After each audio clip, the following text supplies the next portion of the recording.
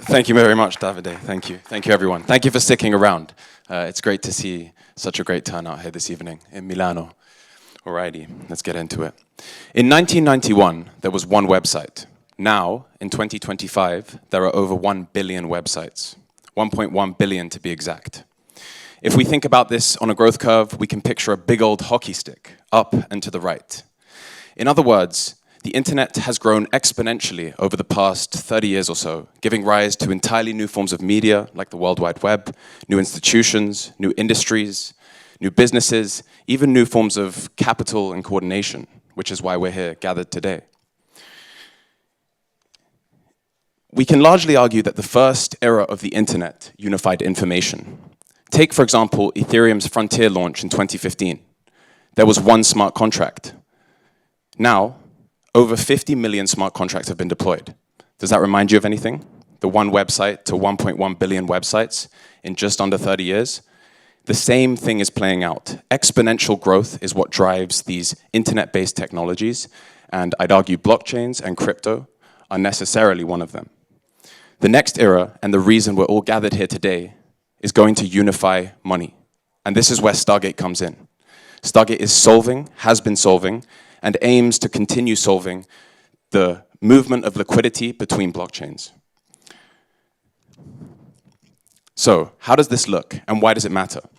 When we think about the blockchain industry, obviously, as I mentioned, Ethereum pioneered programmable blockchain technology, introducing the ETH token as the native gas token on the Ethereum blockchain. But since then, we've had a Cambrian explosion of blockchains. There's now over 100 blockchains, right? Maybe coming up to close to 200 blockchains that are seeing user activity on a daily basis and seeing lots of secured value and novel financial products being innovated. Each one has their own architecture, their own consensus layer, and their own user base, right? I personally use 25 to 30 different blockchains almost every day, but that's because I work at the Stargate protocol and I contribute to the Stargate protocol, so I'm moving money between all of these different ecosystems on a daily basis. So when we think about what's driving this growth, what's allowing, in the same way that the early internet brought clusters of computers that were based in research labs and academic institutions together, what's allowing this to happen in crypto? This key concept of interoperability has been spoken about a couple times today, and I want to touch on it in a little bit more depth.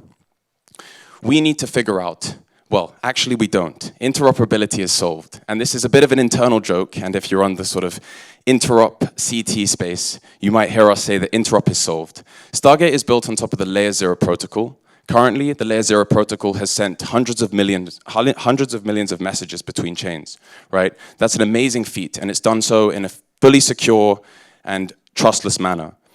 I think that's a testament to the same way in which the early internet was connected by transmitting data packets between remote networks of computers, sort of creating a network of networks. The same thing is happening in blockchain.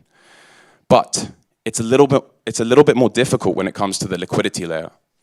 How can we move capital? Whilst messages between chains are generalizable and we can move messages in a sort of arbitrary way, it's just data encoded into a payload in the form of a bytes array, it's much more difficult when you need to move hundreds, if not thousands, of different assets, each with their own TVL, each with their own home chain.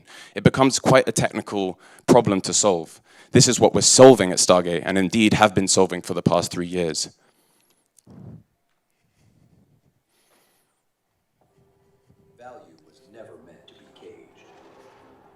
Liquidity should never stop at a border.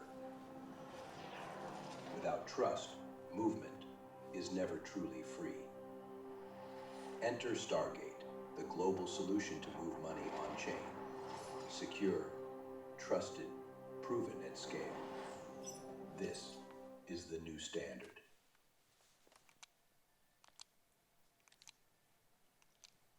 This better work. Take me to the next slide, please. Fun fact, actually, whilst we wait for the next slide to come through, we actually opted for the AI voiceover instead of my own voice. So just a careful reminder to everyone that even in crypto, AI might be coming to replace your job. Anyway, let's get back to it.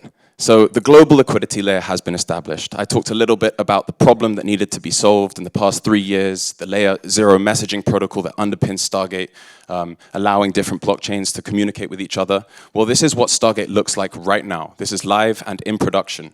You can use this on a daily basis at any time. It's always running 24/7. It's permissionless, it is immutable, and it's always on. That's one of the greatest benefits of our industry. Have a look here.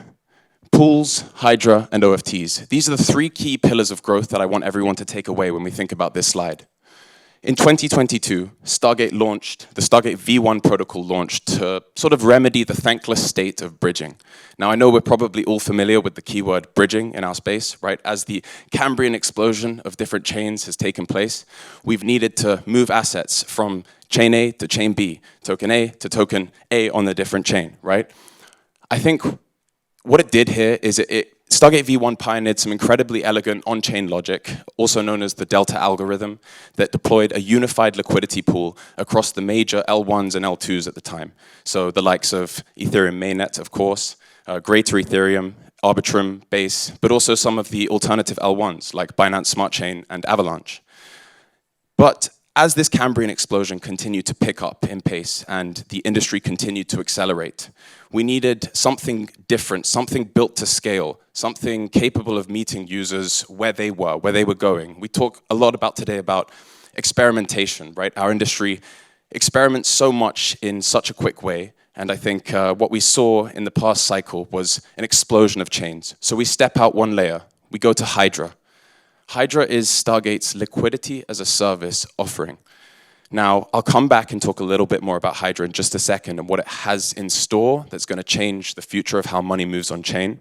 But for now, you can see that Hydra has already gained widespread adoption, having been deployed on 30 networks in the second outermost layer here on this screen. The likes of Bearer Chain, Flare, Rari Network, Varna, all the chains are doing different things. Hydra brings liquidity there on day one at scale. Finally, we have OFTs, standing for Omnichain Fungible Tokens. The multi-chain thesis was cool. I'd raise that the omni-chain thesis is even cooler, right? The Omnichain Fungible Token standard is designed and developed by Layer 0 Labs. It is the most widely adopted token standard for moving assets, moving money, and moving value across chains. It's currently dominating the market share with roughly 80% of cross-chain messages and billions of dollars that are running through the standard, essentially. So yes, I'd like to remind you that this is live and in production.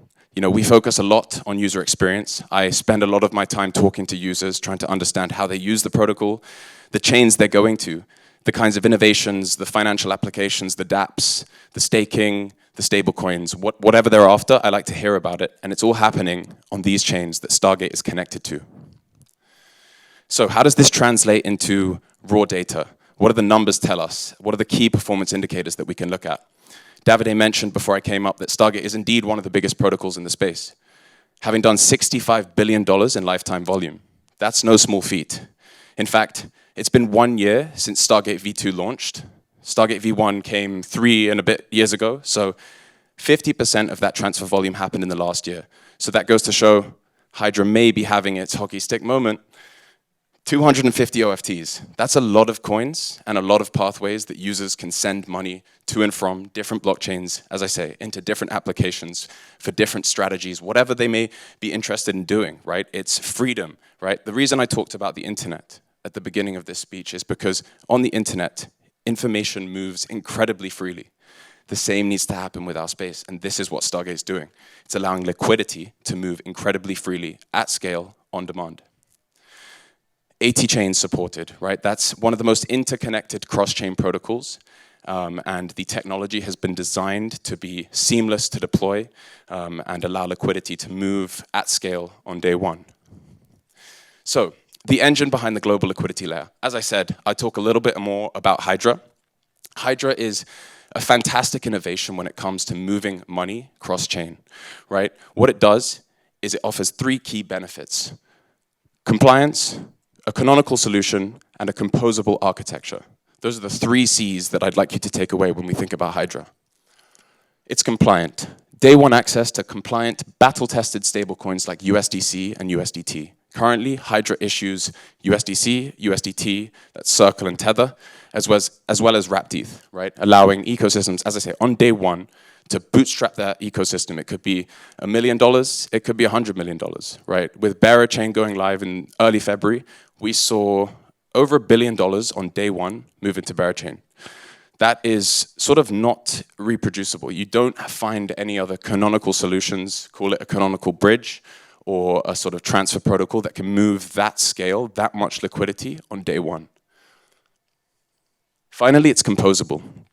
So when you tap into Hydra, when you deploy Hydra as a canonical compliant standard, those assets, the USDC, the USDT, and the wrapped ETH, are fully composable. They can be transferred to any of Stargate's other networks, right? Any of Stargate's supported chains, be it back down to Stargate's pools on mainnet or on any of the major L2s or the major alternative L1s, or indeed it could be transferred to another protocol that has, another chain that has deployed Hydra, right? Be it from Chain to Abstract, over to Story, back to Flare, Rari network. The list goes on. I could probably name them all at this point. I spend so much time looking at them. So here we go.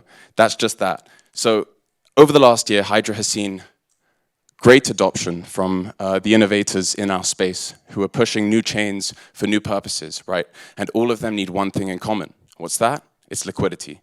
And Hydra has done so much work for these 30 networks, allowing liquidity to move in on day one at scale, right? So in a sense, it's sort of a chain-to-chain integration, and they deploy Hydra, allowing users or protocols, dApps, businesses, people building on chain to move scalable size of liquidity in on day one. It's a pretty nice lineup of chains that have gone live on Hydra. That's 30 chains right there, and it will continue to grow into the future. I think it's worth looking at December and January, where we saw 5 or 6 chains a month go live on Hydra. Chain, Abstract, Codex, Rootstock, Superposition. It was a fantastic couple months connecting all of these chains and letting the money flow, letting the liquidity move into the ecosystem, really giving builders what they need to go and try and build new financial products and to innovate.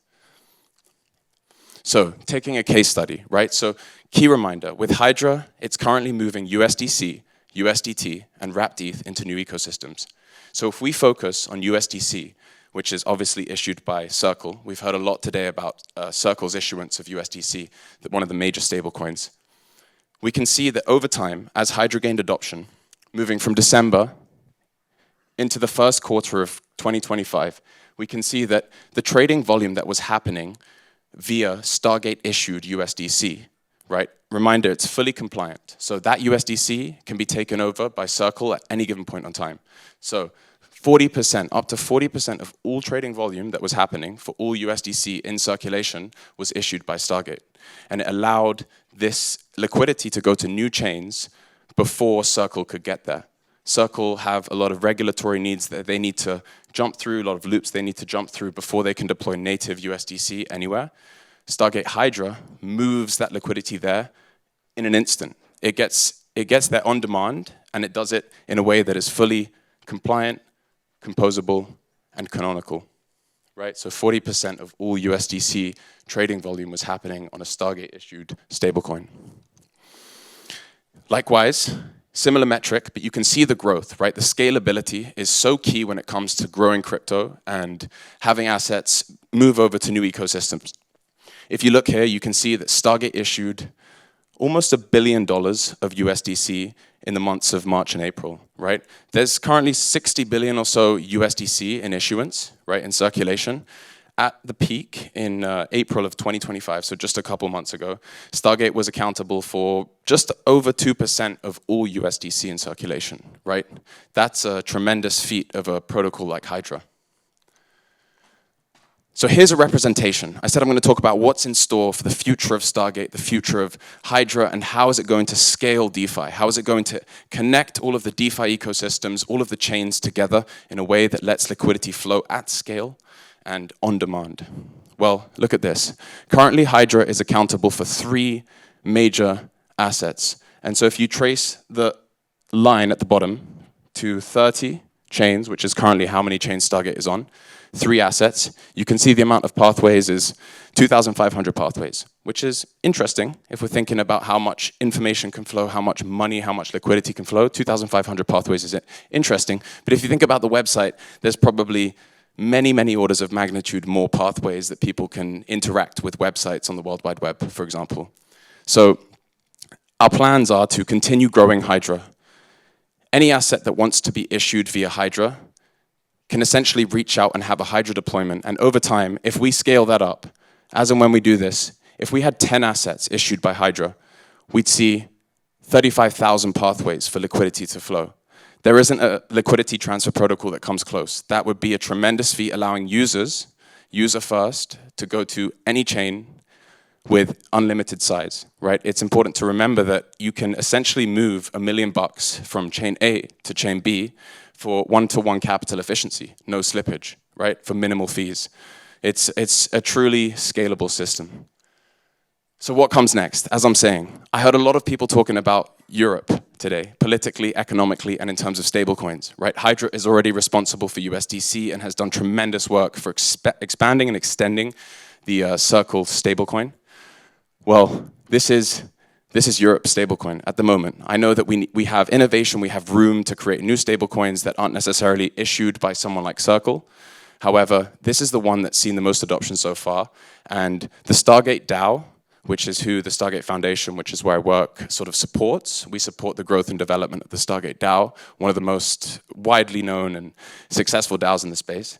They approved the issuance of Eurocoin, EURC, as part of Hydra. So Hydra is going to be taking Eurocoin, EURC, to all of these new chains, accelerating Europe. Come on, guys, let's get excited by that. That's a fantastic thing for Europe, right?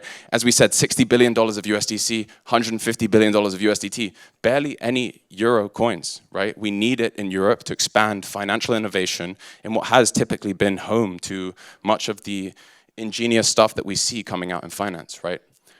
Hydra is going to do the work. Hydra is going to take EURC to new blockchains, allowing people to build applications with it and expand the reach of EURC. I'm very excited about it. So, all in all, Stargate is becoming, if not already is, the standard for programmable money at global scale, right? We can move to new chains quicker than anyone else. We can extend assets, be it Circle's stablecoin, Tether's stablecoin, or any other stablecoin that wants to come on board. And we can do it on demand. We've created a global liquidity layer, as you saw in that beautiful visualization of the entire network. I had to put my Galileo thinking cap on for a second so I could really parse it and make sense of all of the different networks. And we're going to continue doing this.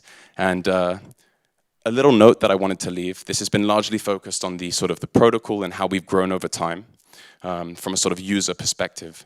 Everyone can go to Stargate Finance now on the internet and on the web and move money between chains, from Ethereum to Arbitrum, over to Berachain, back to Base, over to Avalanche, into Flare, do some staking over there, come back down to mainnet, whatever you want to do. It's all possible on Stargate, right? And this accelerates DeFi, and it accelerates Ethereum. It accelerates the amounts of assets that we can move between chains. Finally, a cheeky note that we have an API ready and available for builders that are looking to tap into Stargate's liquidity network, its global liquidity layer, and build applications at scale with instant access to all of the OFTs and all of the assets that Stargate currently has in its fantastic global liquidity layer. Thank you for your attention, and buonanotte.